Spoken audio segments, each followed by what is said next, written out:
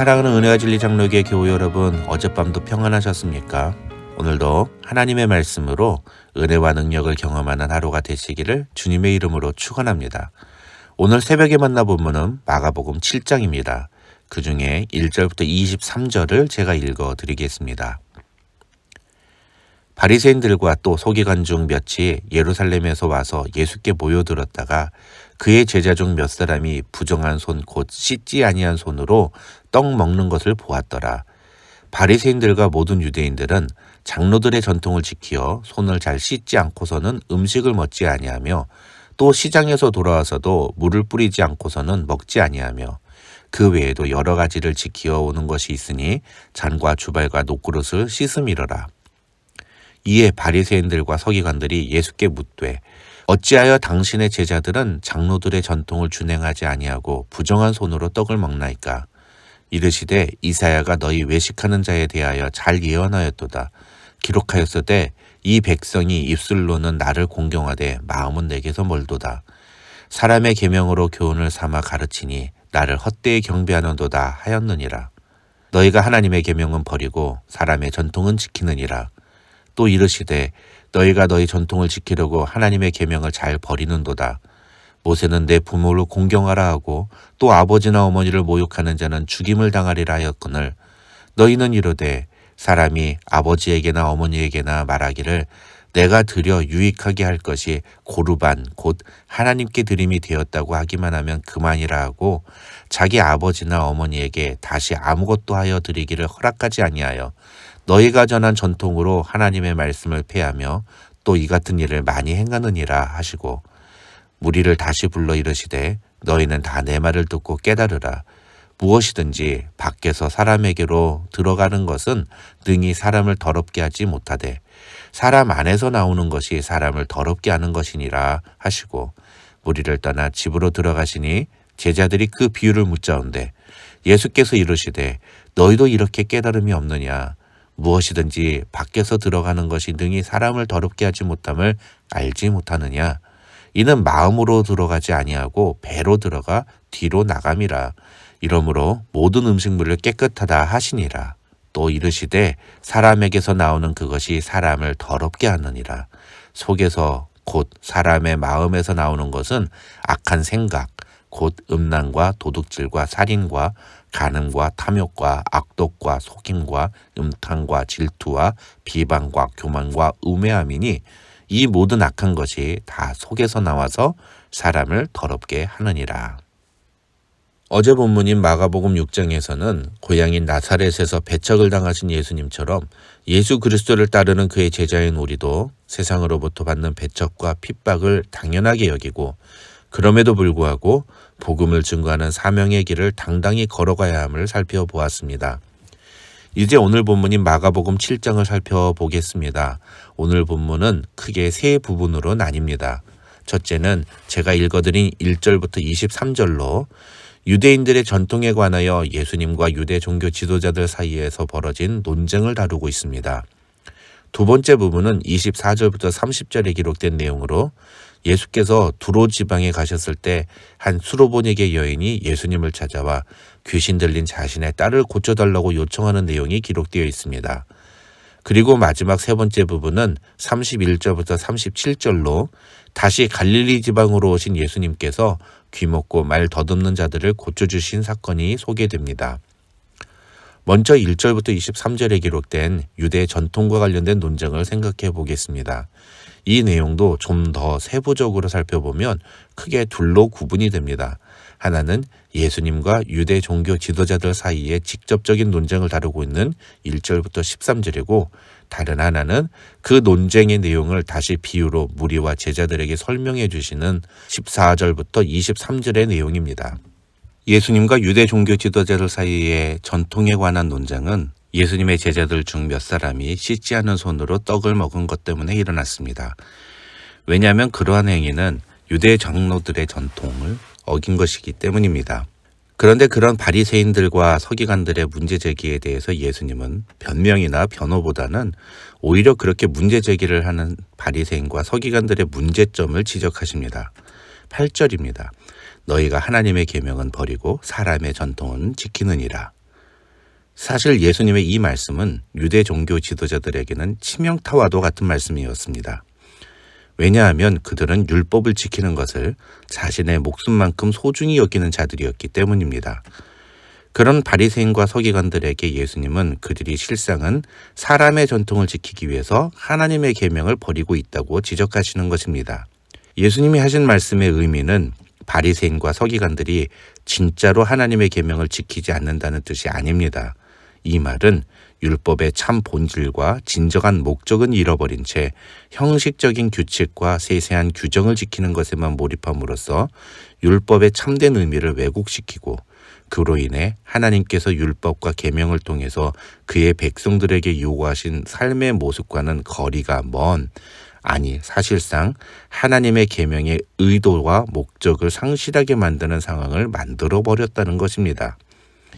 이러한 유대 종교 지도자들의 태도는 겉으로 보기에는 하나님을 잘 믿는 것처럼 보이지만 사실상 하나님으로부터 멀어진 외식적인 태도라고 예수님은 지적하십니다.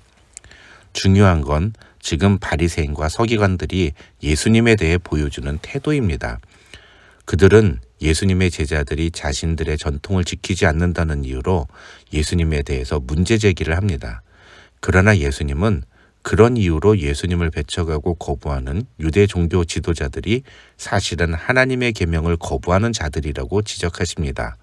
그들은 예수님과 그 제자들이 보여준 겉모습을 가지고 문제 삼지만 사실상 진짜 문제는 유대 종교 지도자들이 하나님의 계명에 대해 갖고 있었던 그들의 마음이었던 겁니다. 14절부터 23절에서 예수님이 무리들과 제자들에게 하신 말씀의 내용이 바로 그런 의미를 담고 있습니다. 이처럼 1절부터 23절에서 외형적인 이유로 예수님을 배척하고 문제 삼았던 유대 종교 지도자들의 모습을 소개한 마가는 이제 24절부터는 그와 정반대로 예수님께 마음의 문을 활짝 열고 예수님을 맞이했던 사람을 소개합니다. 그는 시돈 지방에 사는 수로보니게 출신의 이방 여인입니다. 24절부터 30절에 기록된 이 수로보니게 여인과의 대화에서 우리가 주목해야 하는 것은 이 여인이 예수님께 보여준 태도입니다. 마태복음을 다룰 때도 이 내용을 한번 다룬 적이 있지만 이 수로보니게 여인을 대하는 예수님의 태도는 매우 고압적이고 배타적입니다.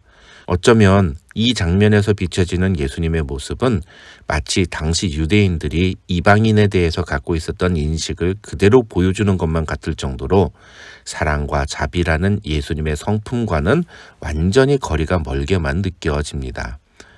그러나 앞서 말씀드린 바와 같이 오늘 이 본문에서 우리가 주목해야 하는 것은 이 수르보니게 여인이 보여준 예수님에 대한 태도입니다. 이 여인의 태도는 앞에서 살펴본 유대 종교 지도자들의 모습과 정면으로 대비됩니다.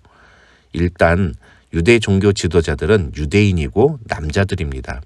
반면에 이 수르보니게 여인은 이방인이고 여자라는 점에서 정반대입니다.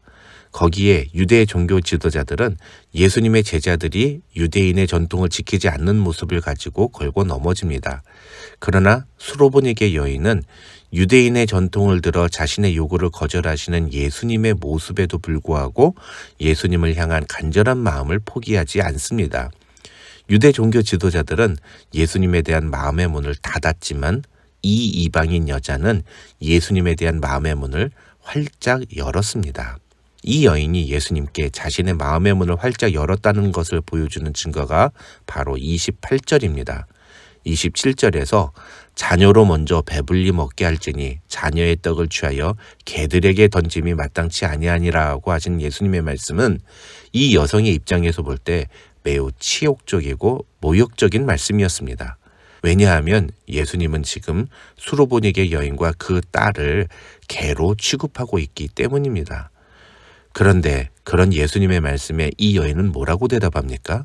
주여 올수이다마는 상 아래 개들도 아이들이 먹던 부스러기를 먹나이다. 이 말은 그래요, 저 개예요. 그렇지만 개도 주인이 예뻐하듯이 저도 좀 불쌍히 여겨주세요 라고 이야기하고 있는 겁니다. 다시 말해서 자신의 자존심을 내세우기보다는 예수님이 자신을 어떻게 대하시든지 다 이해하고 받아들이겠다는 이 여인의 자세를 볼 수 있는 것입니다. 그 결과 29절을 보시면 예수님은 이 여인이 이 정도로 겸손하게 그리고 간절하게 간구하는 모습을 보시고 그 여인의 간구를 들어주십니다. 이제 마지막으로 31절부터 37절에 기록된 귀먹고 말 더듬는 자를 고쳐주신 사건을 살펴보겠습니다. 이 내용의 경우는 사실 예수께서 이 사람의 병을 고치신 사건보다도 이 사람이 낫게 된 후에 벌어진 상황이 더 중요하다고 할 수 있습니다. 다시 말해서 31절부터 37절까지의 내용은 37절을 설명하기 위한 장치라는 것입니다. 사람들이 심히 놀라 이르되 그가 모든 것을 잘하였도다. 못 듣는 사람도 듣게 하고 말 못하는 사람도 말하게 한다 하니라. 이 37절은 이사야서 35장 5절과 6절의 말씀과 연결이 됩니다. 왜냐하면 여기서 사용된 말 더듬는 자라는 표현은 성경 전체에서 이사야서 35장과 이 마가복음 7장에만 사용된 단어이기 때문입니다. 중요한 건 이사야 35장에서 못 듣는 사람의 귀가 열리고 말 못하는 자의 혀가 노래를 하는 것이 바로 메시아가 오시는 때의 징조로 제시된다는 것입니다. 다시 말해서 31절부터 37절의 내용은 예수께서 메시아로서 자신의 존재를 드러내신 사건이라는 겁니다. 문제는 이 기적의 내용을 전해들은 사람들의 반응입니다. 37절을 보시면 그들은 예수님이 귀머거리를 듣게 하고 말 못하는 사람을 말하게 했다는 사실에 놀라며 감탄합니다. 그러나 그 기적을 행하신 예수께서 이사야서 35장에서 예언했던 바로 그 메시아라는 사실에 대해서는 깨닫지 못합니다.